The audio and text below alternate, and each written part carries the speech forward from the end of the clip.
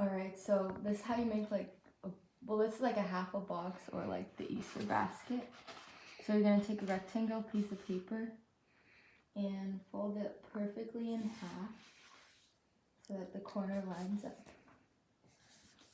And then you're going to cut it so that you'll end up having a perfect square.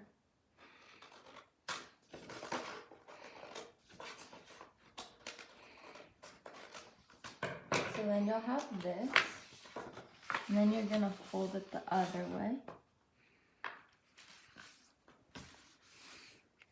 And then you're going to open it back up.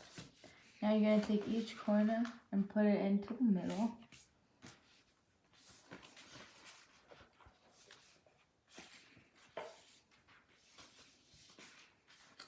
And you're going to do it to all four.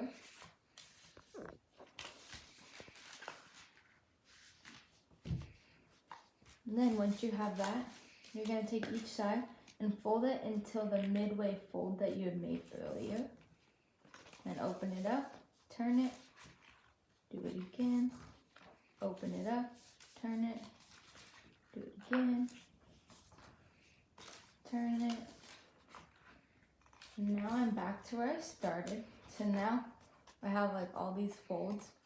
So now I'm going to cut this line right here. And then after I cut that, I'm going to turn it and I'm going to do the same on this side.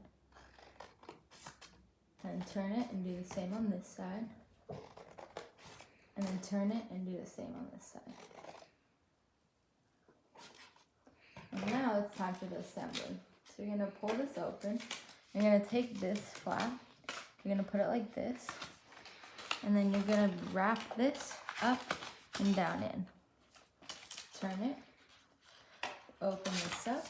Take this. Up, down, in. Open it up, turn it, push it in, and then now you're going to have this one.